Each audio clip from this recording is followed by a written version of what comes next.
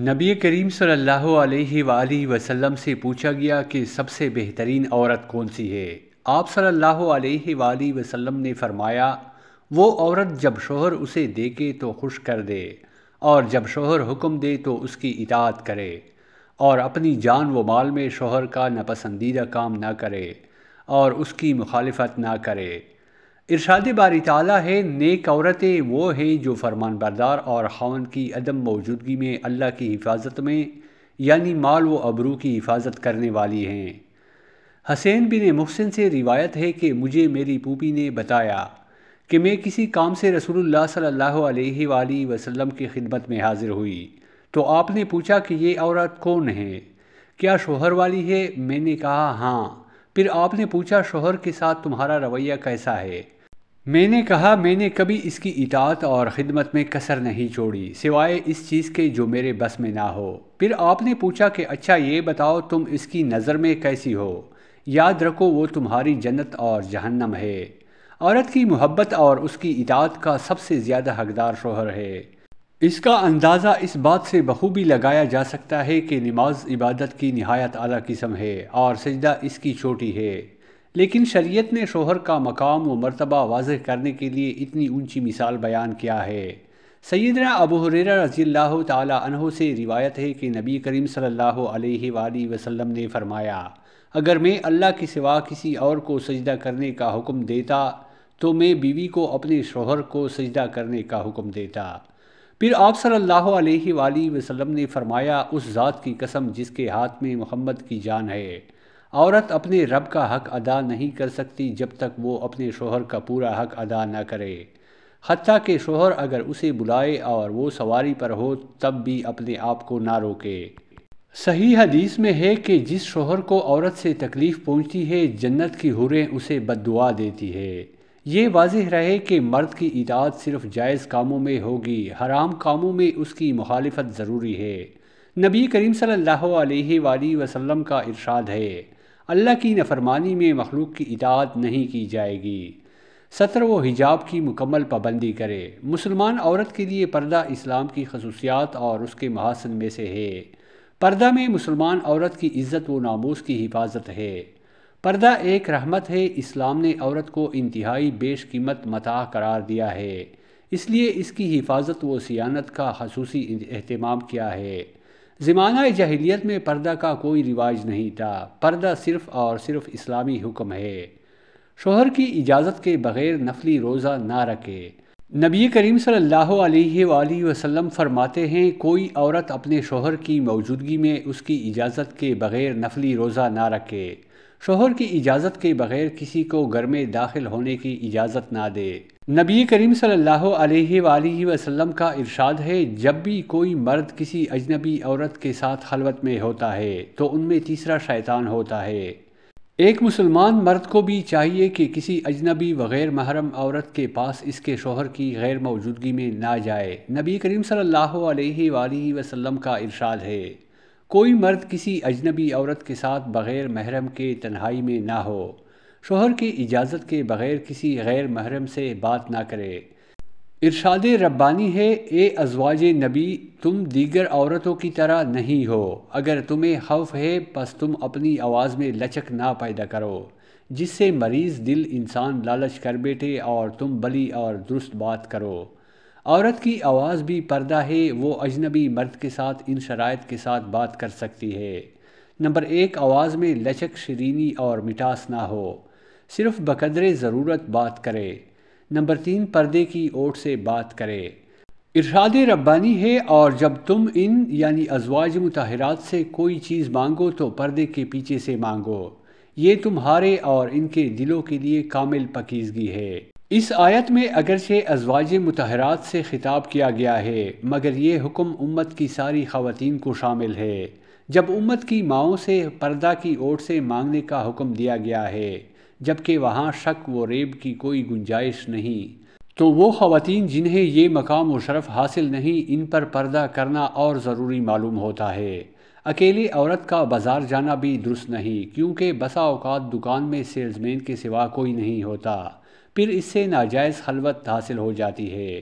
شوہر کی اجازت کے بغیر گھر سے باہر نہ نکلے، حتیٰ کہ مسجد جانے کے لیے بھی۔ البتہ شوہر کو یہ حق نہیں کہ عورت کو مسجد جانے سے روکے۔ نبی کریم صلی اللہ علیہ وآلہ وسلم کا فرمان ہے، اللہ کی باندیوں کو اللہ کی مسجدوں سے نہ روکو، کسی اجنبی مرد سے مصافحہ نہ کرے۔ نبی کریم صلی اللہ علیہ وآلہ وسلم کا ارشاد ہے، تم میں سے کسی کے سر کو لوہے کی سوئی سے کچوکے لگانا اس بات سے بہتر ہے کہ وہ کسی اجنبی عورت کو چھوئے۔ اور نبی کریم صلی اللہ علیہ وآلہ وسلم کا ارشاد ہے، میں عورتوں سے مصافحہ نہیں کرتا، ایک عورت سے میرا کچھ کہنا 100 عورتوں سے کہنے کے مترادف ہے۔ شوہر کے مال کی حفاظت کرے۔ نبی کریم صلی اللہ علیہ وآلہ وسلم ارشاد فرماتے ہیں، تم میں سے ہر ایک نگہبان ہے اور اسے اس کی رعایا کے بارے میں باز پرس ہوگی۔ شوہر سے اس کی طاقت اور اپنی ضرورت سے زیادہ کا مطالبہ نہ کرے۔ اسے اس بات پر یقین ہونا چاہیے کہ اصل دل کی امیری ہے اور صبر و قناعت باعث سعادت ہے۔ اگر عورت کا مقصد زیب و زینت ہی ہو جائے تو اس وقت ہلاکت یقینی ہو جاتی ہے۔ ایک بار نبی کریم صلی اللہ علیہ وآلہ وسلم نے طویل خطبہ دیا، جس میں آپ نے فرمایا، بنو اسرائیل کی ہلاکت کا سبب یہ ہوا کہ فقیر کی بیوی بھی انہی کپڑوں اور زیورات کا تکلف کرتی تھی جن کا امیر کی بیوی کرتی تھی۔ شوہر سے حرام چیزوں کا مطالبہ نہ کرے۔ شریعت نے جو چیزیں حرام و ممنوع قرار دی ہیں، شوہر سے وہ چیزیں گھر لانے کا مطالبہ نہ کرے۔ سیدہ عائشہ رضی اللہ تعالی عنہا سے روایت ہے کہ اللہ کے رسول صلی اللہ علیہ وآلہ وسلم کسی سفر سے واپس ہوئے۔ میں نے کندہ تصویروں سے آراستہ ایک چادر سے گھر کی دیوار کو ڈھک رکھا تھا۔ جب اللہ کے رسول صلی اللہ علیہ وآلہ وسلم کی اس پر نگاہ پڑی تو آپ نے اسے نوچ کر پھینک دیا اور فرمایا، قیامت کے دن سب سے شدید عذاب ان لوگوں کو ہوگا جو اللہ کی حلقت کی ہمسری کرتے ہیں۔ آپ فرماتی ہیں کہ پھر ہم نے اس کی 1 یا 2 تکیے بنا لیے۔ بیوی شوہر کی شکر گزار ہو۔ نبی کریم صلی اللہ علیہ وآلہ وسلم فرماتے ہیں، اللہ تعالیٰ ایسی عورت کی طرف نہیں دیکھے گا جو اپنے شوہر کا شکر ادا نہیں کرتی۔ ایک حدیث میں آپ صلی اللہ علیہ وآلہ وسلم نے فرمایا، اے عورتوں، تم صدقہ کرو، میں نے جہنم میں زیادہ تر عورتوں کو دیکھا ہے۔ کسی نے پوچھا کیوں؟ فرمایا، تم لعنت بہت کرتی ہو اور شوہروں کی ناشکری کرتی ہو۔ یاد رہے کہ شکر سے نعمتیں نہ صرف برقرار رہتی ہے بلکہ مزید نعمتیں ملتی ہیں، جبکہ ناشکری انتقام و عذاب کا پیش خیمہ ہے۔